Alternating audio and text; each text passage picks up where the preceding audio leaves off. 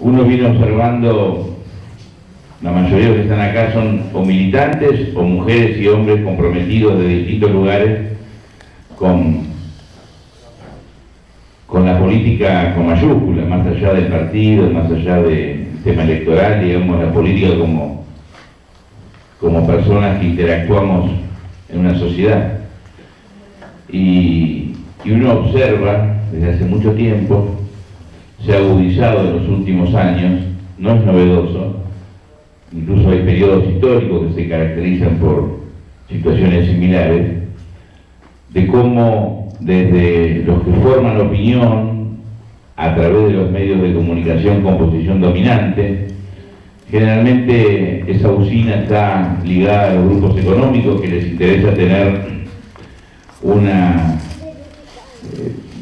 hegemonía en términos culturales, sociales, económicos, en todo sentido sobre el conjunto de la población, cómo viene transitando todo un discurso. Me quedé pensando porque ellos nos acusan del relato, cuando quienes construyen el relato realmente, desde hace mucho tiempo, son estos grupos económicos que en otra época denominábamos imperialismo y oligarquía. Han cambiado los nombres, pero los protagonistas siguen siendo los mismos, más allá que hoy la globalización y la caída del muro de Berlín le da una connotación diferente a la cuestión del imperialismo, pero siguen siendo espacios económicos y territoriales que tienen predicamentos sobre todo nuestra política en todo el mundo. Viven bien a costa de la mayoría de la población del mundo.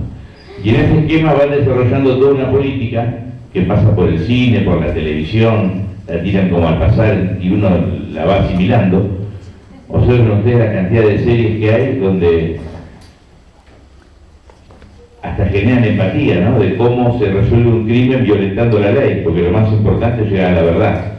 Uno se identifica con la víctima, con la persona que ha sufrido, y aunque el otro actor que actúa de criminal, asesino, o que atenta contra la democracia y es un militante de alguna, antes eran todos rubios porque estaban vinculados al comunismo, ahora están más vinculados a los fenómenos de Medio Oriente,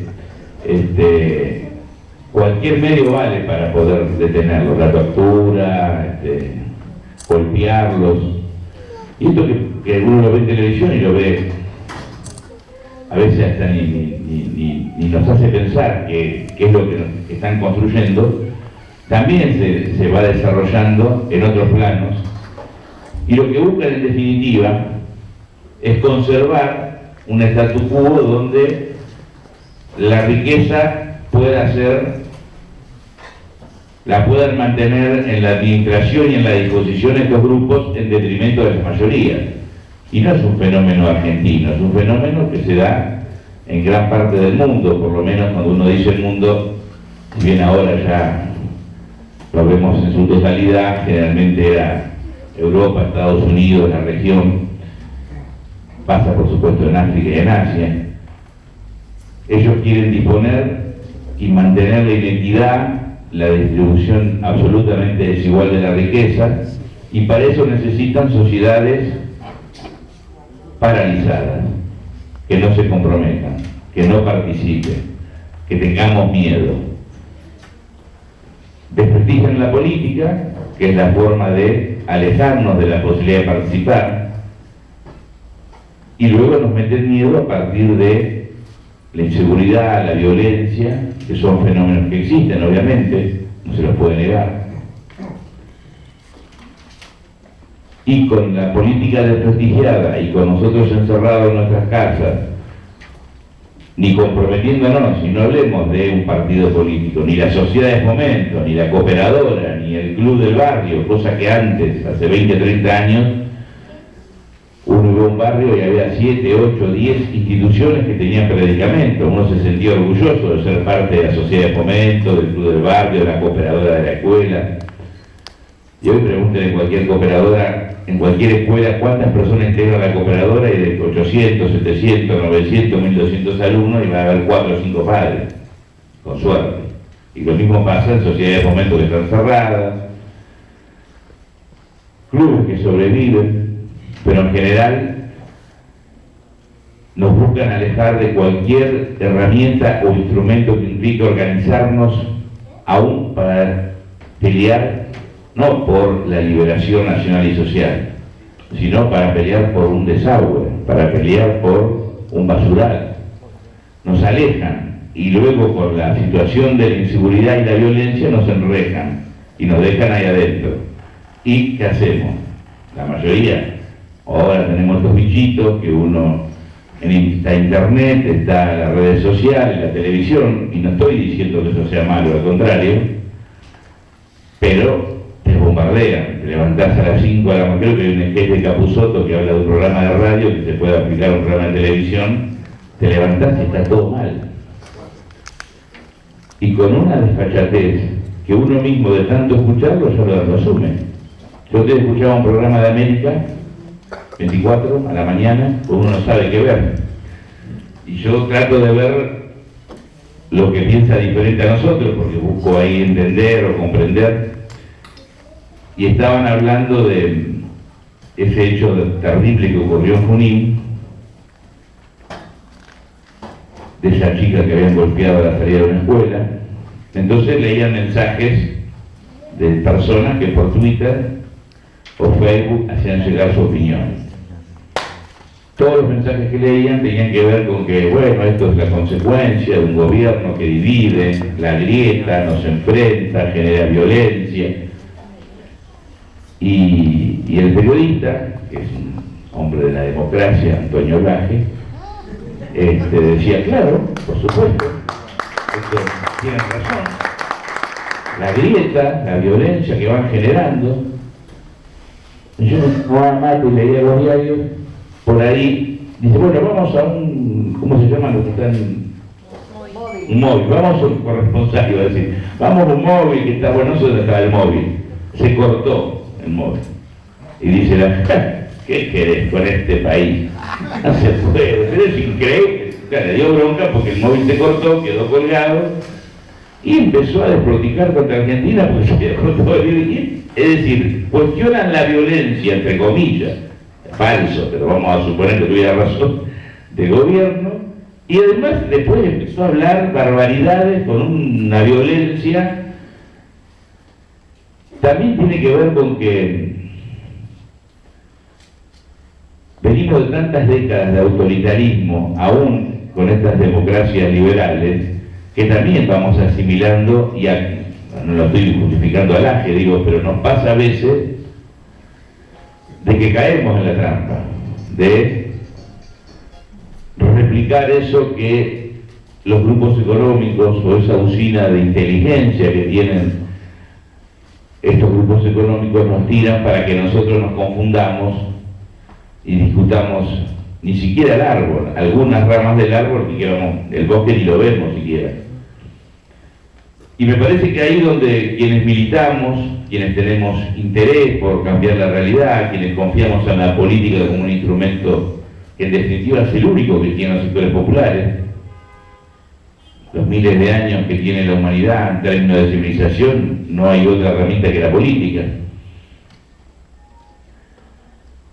Tener en claro que es una emboscada, tener en claro que es una trampa, y eso luego se ve cuando los actores de la política nos quieren convocar para una elección o preparándose para una candidatura. Y el caso más paradigmático, que yo reconozco que por suerte no termino de sorprenderme, pero tampoco creo recordar un hecho parecido en las últimas décadas, por lo menos en democracia, de la serie de mentiras que Sergio Massa salió a decir en el Frente Renovador cuando se habla del anteproyecto del Código Penal. Digo mentiras porque hubo un momento que después los periodistas, que obviamente muchos de los medios de comunicación han tenido intencionalidad de debilitar, hostigar, enfrentar, confrontar con el gobierno, con la presidenta, con quienes somos su base política y social, repiten cuestiones más allá que sean verdad o mentira, no le importa, pero yo nunca vi en un tema tan delicado como es un código, decir tantas mentiras y que nosotros tardamos días en reaccionar. Es más, yo un día lo llamo por X circunstancias que otra vez le voy a contar, tenemos una relación con Zaffaroni y la compañera que es secretaria de Zaffaroni milita con nosotros en Loma, la llamo y le digo, pues si unas cosas, ¿cómo hicieron semejante disparate? Dice, no, es mentira. ¿Cómo es mentira? Es decir, Sergio Massa empezó a decir cosas que eran falsas. Y nosotros, en esa dinámica que imponen los medios, tardamos 4 días en salir a decir, y cuando vos tardás 4 días, y los medios te bombardearon permanentemente, todos, desde Intrusos, pasando por el programa de la piba Fabiani, yendo para Tiempo, a Dos Voces, todos los programas, de todo, porque ya se habla en todos los programas se habla de todo. Y nosotros, yo no entiendo, algún día me voy a recibir de abogado, me falta 6 materias, pero no, me considero que no entiendo mucho como la mayoría de los que estamos acá, y algunos serán profesionales, pero también hay que buscar a veces el artículo a ver qué dice el código. Y eso habla también que tenemos que reconocer que el discurso no ha penetrado, porque realmente hablan y levantamos la guardia, no damos un paso adelante para discutir, debatir. Y eso tenemos que revertirlo, es esencial, porque si no, nos van a correr como nos corrieron, porque si ustedes van a la calle y preguntan, la mayoría de la gente nos da mucha bronca, y por más que le expliqué, porque es así, que es así, le dan la razón a ese discurso, que penetra rápido. Obviamente que penetra rápido, porque hay víctimas, hay dolor, hay muerte, hay estadísticas, pero todo se saca de contexto, todo se discute al revés. Y me parece que nuestra obligación es aprender las lecciones y los errores que cometemos para poder discutir esto desde otro lugar. Hoy me preguntaban a la mañana qué opinaba que la Comisión Episcopal iba a expedirse sobre la seguridad, y me parece muy bien, es razonable que la organización de la importancia de la Iglesia se expida. En líneas generales lo comparto, luego leeré lo que dicen y veré si estoy de acuerdo o no.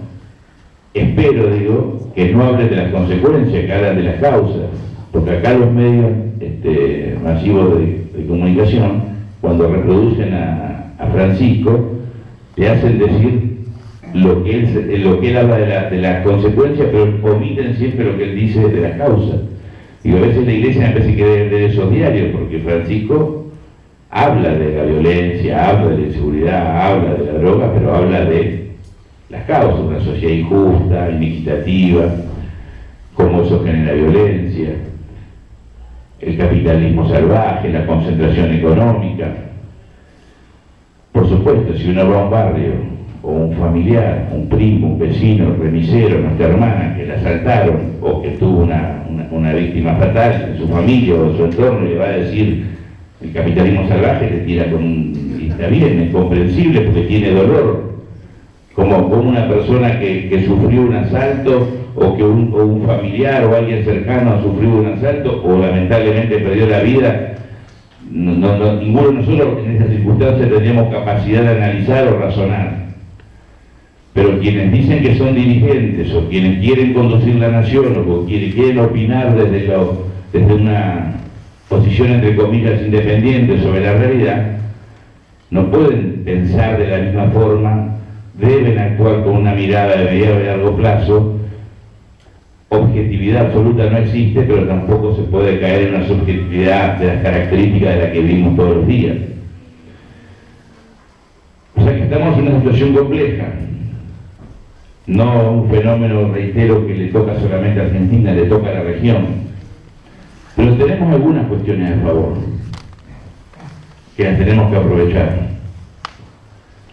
Si uno repasa la historia de Argentina, o repasa la historia de América Latina, o la de Europa, la del propio Estados Unidos, no hay un solo ejemplo, yo no he logrado que alguno me lo dijera, de alguna sociedad, de algún Estado, de un gobierno que haya resuelto la violencia y la inseguridad con penas de muerte, con penas más duras, con balas, con más patrulleros, con más cámaras, con más policías.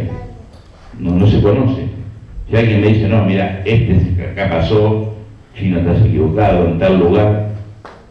No pueden dar un solo ejemplo. El único que tiran, y parcialmente, porque ya se ha descubierto, es el caso de Giuliani de Nueva York, el famoso alcalde que con tolerancia cero o algo parecido, tolerancia cero, dice que resolvió el problema de la inseguridad en Nueva York. Cuando uno, no hay que ser estudioso, ahora Google nos salva como para tener algunos reglones, lee un poco de qué es la política de Giuliani y rápidamente descubre que es verdad que la inseguridad bajó en Nueva York. También es verdad, y acá no lo dicen, que jamás la policía de Nueva York tuvo la cantidad de denuncias por violaciones de derechos humanos. Y lo que tampoco dicen es que la inseguridad no bajó en Nueva York, bajó en todo Estados Unidos.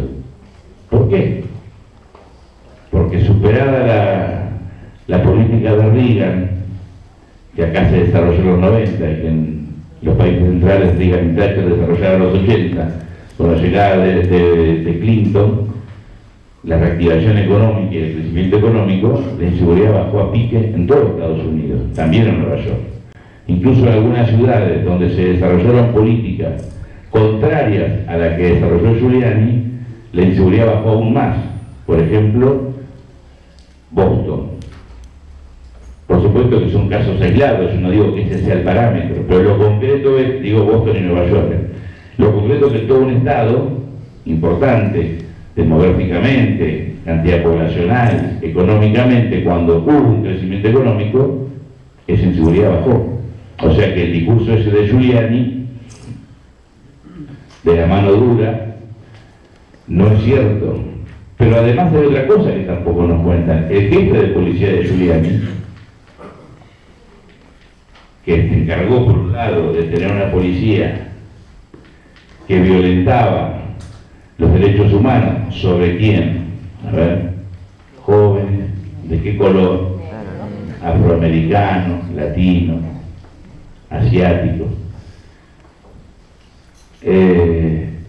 También desarrolló una política de llevar el Estado al territorio. Para ellos seguridad también era, y acá no lo dicen, que la esquina esté iluminada, que el barrio esté limpio, pintar las escuelas, recuperarlas, generar participación. Es decir, que la historia a nosotros nos demuestra, ya dejando de lado a Giuliani, que le cobra bastante cuando viene acá y se muestra, a los candidatos del orden y la ley, que la inseguridad se resuelve como se ha resuelto siempre, con inclusión, con trabajo, con equidad, con educación, con capacitación laboral. ¿Esto qué significa? Que no necesitamos policía, sí, necesitamos que un Estado necesite una fuerza de seguridad que intervenga cuando ocurre un delito, en el marco de la ley, en el marco de los derechos humanos, actuando con eficiencia, que la justicia actúe con la celeridad que esto implica, pero sobre todo los estados que buscan resolver la inseguridad en términos, ni siquiera hablemos de cuestiones ideológicas, del sentido común, trabajan para prevenir el delito. Y estos días tenemos un doloroso ejemplo de una falta que tenemos nosotros como Estado y también tenemos que hacernos cargo, que es lo que pasó en Merlo. Esa familia que volvió incendiada, ¿cuántas veces llamó a la policía? Incluso había una denuncia judicial. ¿Cuántas veces esos chicos faltaron a la escuela? Si hubo más que señales que algo estaba pasando como para que el Estado interviniera sin necesidad ni de que se ocurriera este crimen se produjera, se podía haber evitado, y sobre todo sin necesidad ni de reprimir.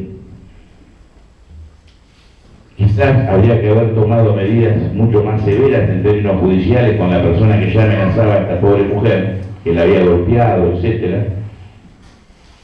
Pero el Estado debería haber intervenido desde otro lugar, que era la escuela, atenta, faltan los chicos, tiene una situación irregular, estar presente en el domicilio, ver cómo se lo puede asistir, la policía, si bien es un fenómeno que forma parte de esa brutalidad, que tenemos muchas veces los hombres, ese machismo que no podemos resolver, que cuando es un problema de violencia entre un hombre y una mujer, la violencia de género, bueno, no se van a arreglar, bueno, y no darle importancia y después termina un crimen de estas características. Es decir, tuvimos todas las señales desde esa situación familiar para que el Estado pudiera haber intervenido y haberlo evitado. No lo hicimos. Entonces ahí sí tenemos que ser críticos, porque ahí fracasamos. Y en general tenemos que aprender a analizar este fenómeno desde la prevención. Si no, siempre vamos a actuar, y discúlpenme la brutalidad, con la víctima en la vereda. Entonces ahí sí opinamos. Y es difícil opinar o analizar o resolver. Primero, que no se puede resolver porque está en la vereda. Y segundo, eso genera una situación hasta de violencia con todos los que somos protagonistas de un lugar o del otro, en una dirección o en otra, porque estamos ante un crimen. Y lo que nosotros debemos hacer como Estado es evitar que esos crímenes ocurran. El 70-80% del esfuerzo del Estado tiene que ser para evitarlo. Y para eso necesitamos, y ahí está también nuestro rol militante, y cuando digo militante no me refiero solamente a una fuerza política, me refiero, reitero, a cualquier persona que quiere vivir mejor, con su familia, con su barrio, con sus amigos, en exigirle y reclamarle al Estado, reclamamos a quienes tenemos responsabilidad institucional, legisladores, concejales, integrantes de ejecutivo, ya sea municipal, provincial o nacional, que estemos a la altura de las circunstancias, porque más Estado implica tener más políticas de inclusión en los territorios, y por supuesto que con Néstor y Cristina en las últimas décadas jamás hubo tantas políticas como ha habido ahora, pero indudablemente no alcanzan, porque la gravedad, la profundidad del daño que nos causaron 60 años de retroceso, aún no lo terminamos de precisar. Cada vez descubrimos cosas nuevas. La irrupción de la droga es un fenómeno nuevo y tenemos que reconocer que como Estado no estamos preparados, porque no existía hace 20 años en esta magnitud. Esta violencia que vemos hoy, que trasciende la violencia del crimen, que se da en una cancha de fútbol, se da en un semáforo, se da a la salida de una escuela o se da en un aeroparque. Yo he visto personas, entre comillas, de bien, pelearse a trompadas por alguien saca la valija primero del coso ese que da vuelta en el aeropuerto. Y esto ustedes lo ven, a veces uno mismo es protagonista de esa situación. Porque eso que hablamos al principio, de ese mensaje que nos van metiendo, cuando lo compramos sin querer, inconscientemente, terminamos replicando lo que a veces cuestionamos. Y más Estado implica, para volver a la idea de fuerza, que también confiemos más en la organización de los sectores populares. El Estado no siempre tiene la capacidad, por más que tenga el instrumento, el recurso para resolver el problema del barrio, porque el barrio lo conoce mejor el que vive en el barrio. ¿Quién está más capacitado para detectar el fenómeno del Paco o de cualquier otro tipo de droga sobre los pibes de determinado barrio? Sus madres, sus tías, sus hermanas, sus padres, sus abuelos. Un cura que hace bien las cosas, un pibe o un señor que entró en un equipo de fútbol, alguien que está atento en el barrio y se da cuenta, esa persona a quien tenemos, cuando nosotros hablamos de empoderar, después tenemos que llevarlo a la práctica eso, porque empoderar es darles posibilidades y facultades a esa persona para que pueda intervenir y buscar una organización y buscar la solidaridad y buscar en el barrio que podamos ganar la calle, salir de atrás de las rejas y protagonizar nosotros el poder primero recuperar y después disfrutar del espacio público.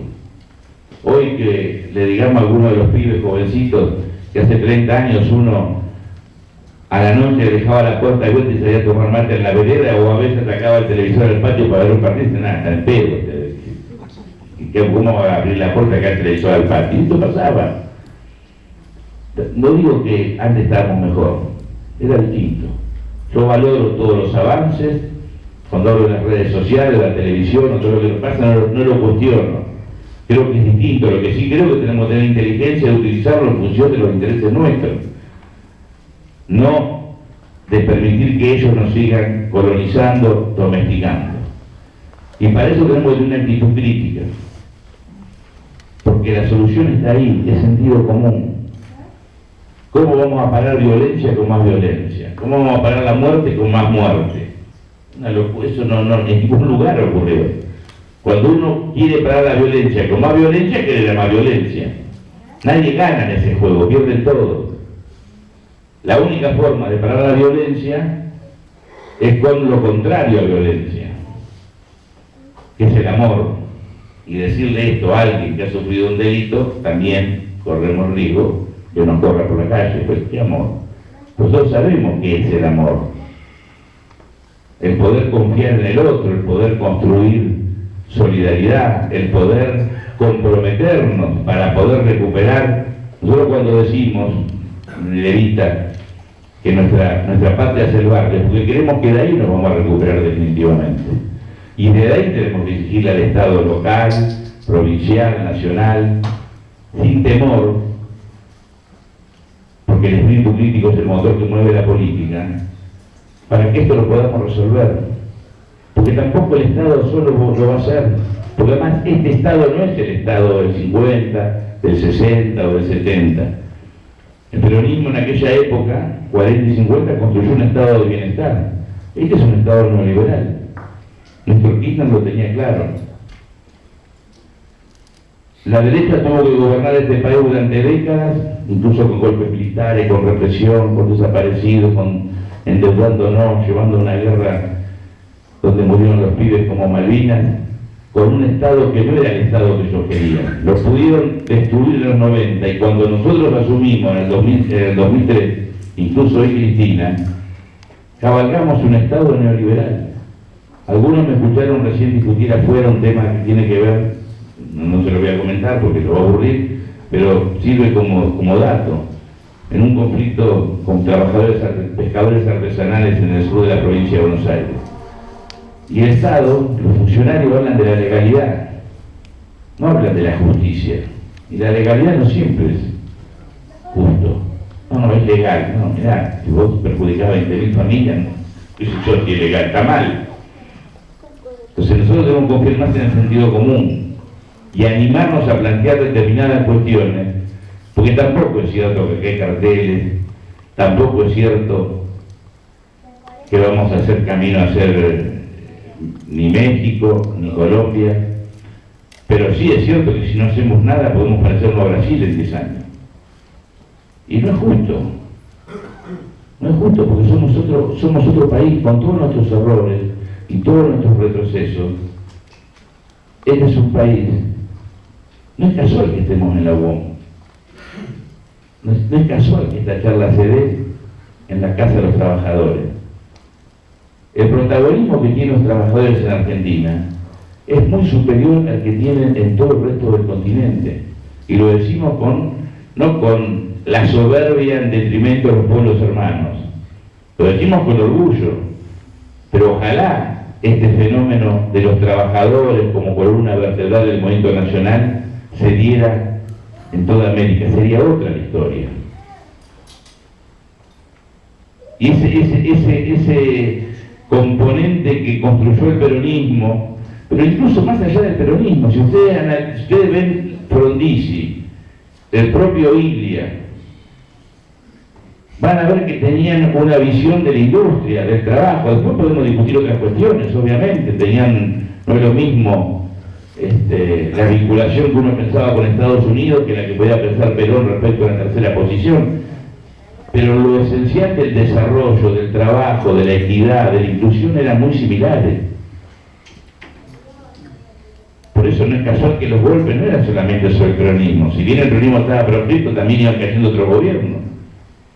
Incluso en las propias Fuerzas Armadas existían sectores que podían tener una visión antidemocrática, represiva, pero tenían en claro que era el rol de la industria y el trabajador. Bueno, eso se perdió.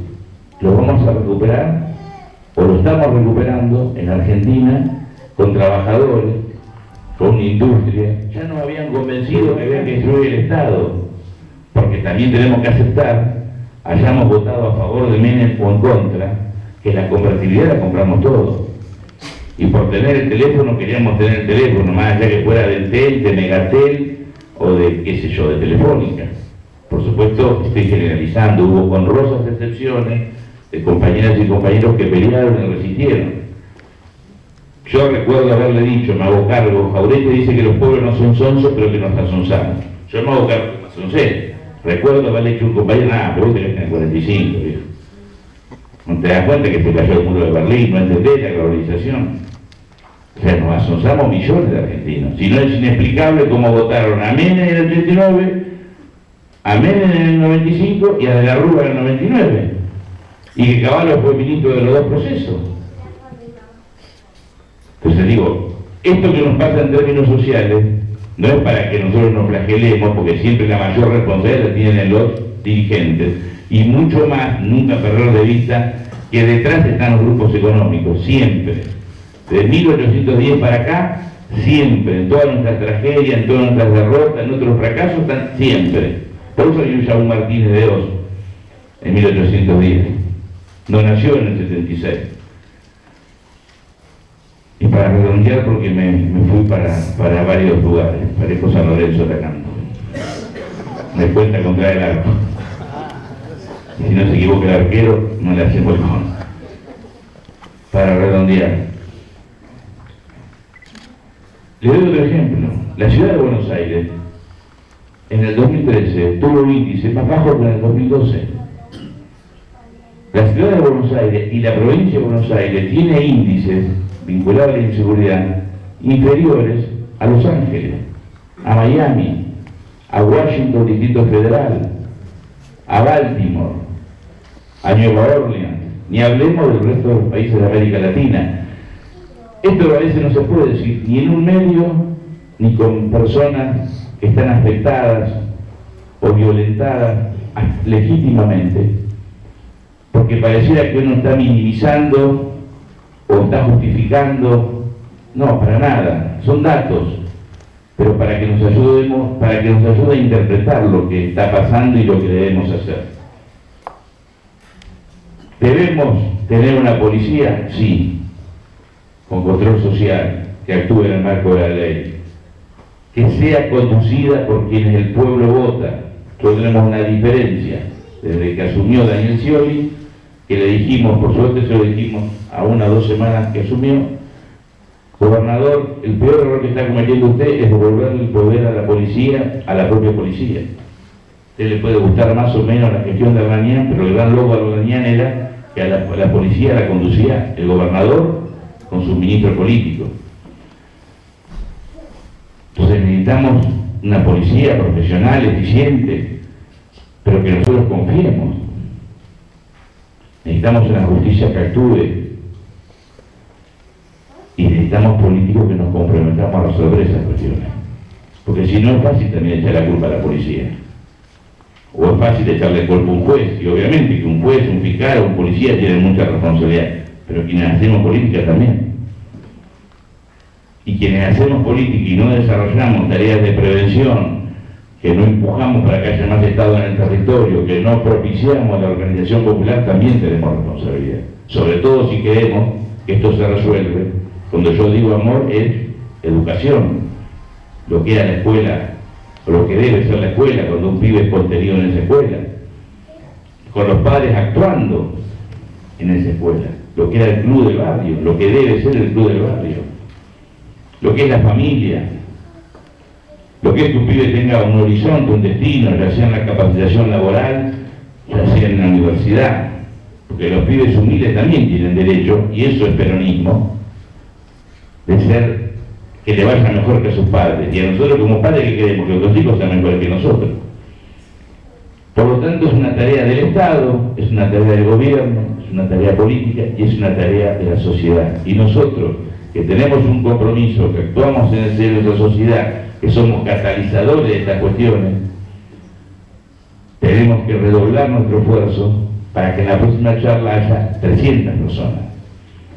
Y además de estar en esta casa, donde uno está orgulloso de estar en la UOM por lo que implica un gremio de producción, trabajadores que producen, también tenemos que ir a los barrios, habrá 4, habrá 7, habrá 12, habrá 18, cara a cara, puerta a puerta, porque esto es un debate muy difícil de revertir, porque los medios, nosotros estamos acá y cualquier canal lo ve, y no mide nada, mide un punto. Bueno, son 100.000 televisores, un punto.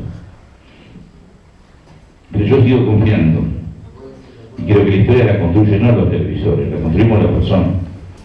No hablaremos con 100.000 personas, pero nosotros tenemos mucha posibilidad de incidir, cada uno de nosotros. Y no caer en la tentación de la salida fácil, eliminar al otro. Eso es la represión, la mano dura. Debe haber cámaras, por supuesto, tecnología, todo lo que sirva para poder evitar un delito y reprimirlo cuando ocurra, pero yo insisto, nosotros tenemos que estar antes de la situación del delito. Y esos pibes que están en una esquina,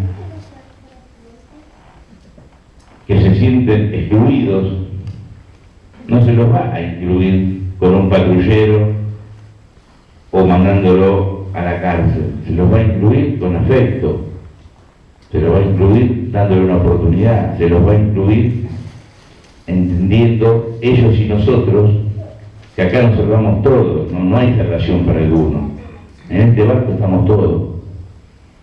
No es fácil, nunca fue fácil nada para los pueblos, no va a ser fácil.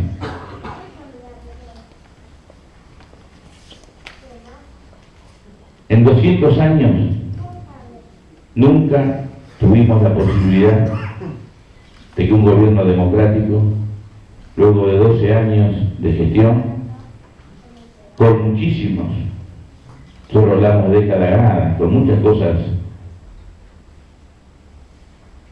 con muchos logros, avances, conquistas, con muchas cuestiones por corregir y por muchas cosas que ni hemos asumido y otras que no hemos equivocado, obviamente. Pero con todo ese saldo que podemos diferir, les vamos a entregar la posta a una mujer o un hombre, esperemos que del Frente para la Victoria.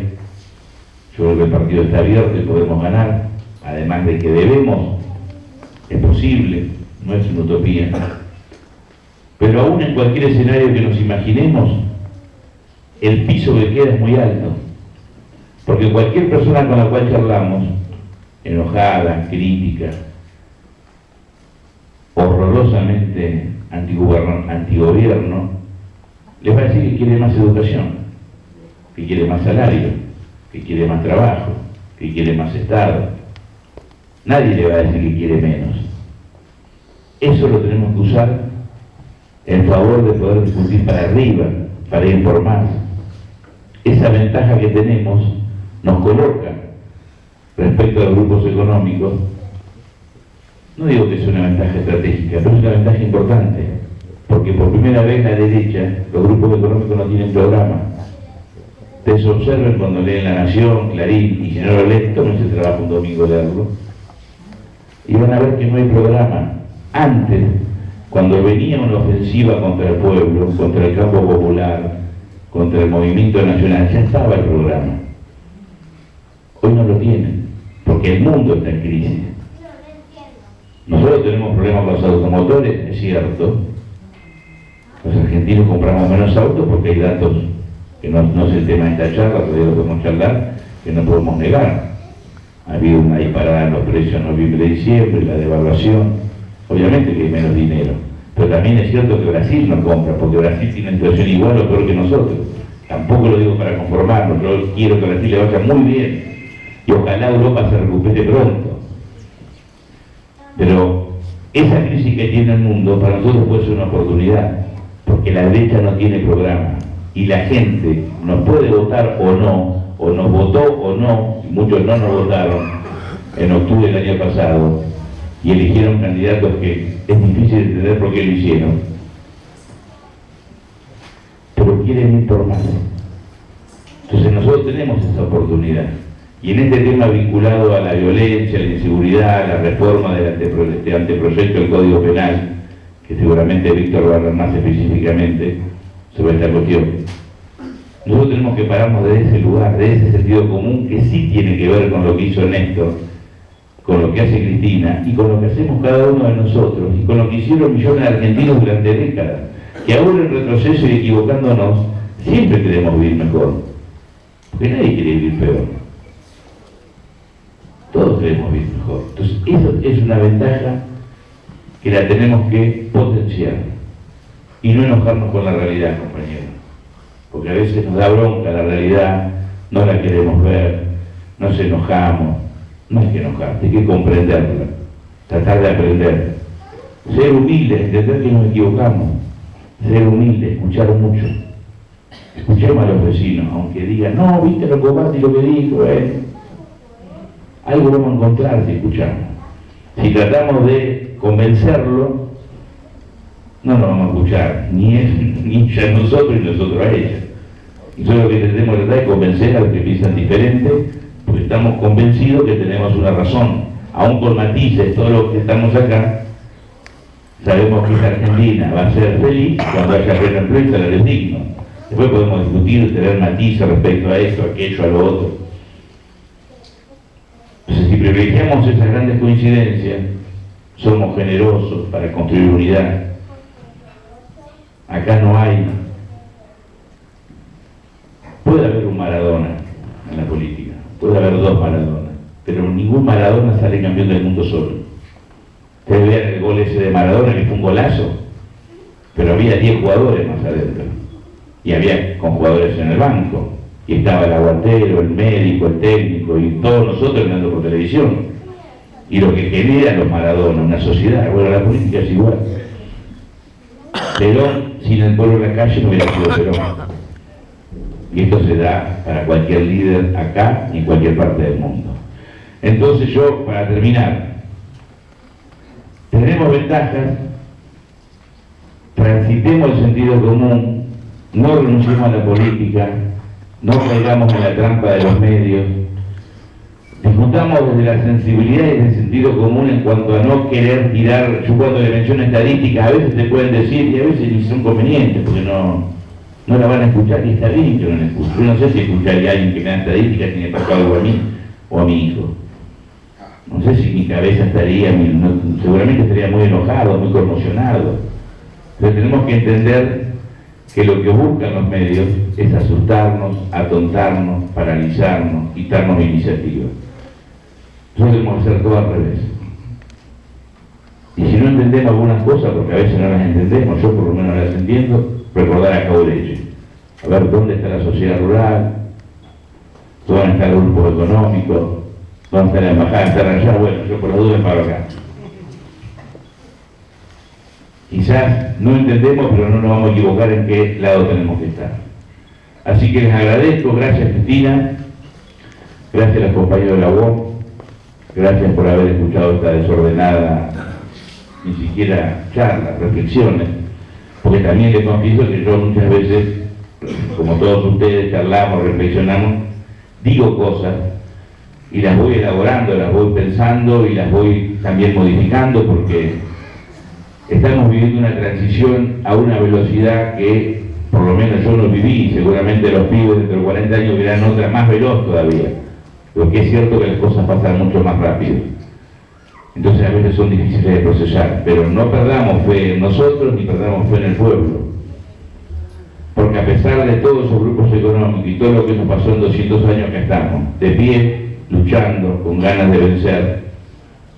Nos merecemos vencer y sobre todo se lo merecen los que dieron su vida por esta patria. Muchas gracias. Agradecemos las palabras del compañero Fernando Chile Navarro.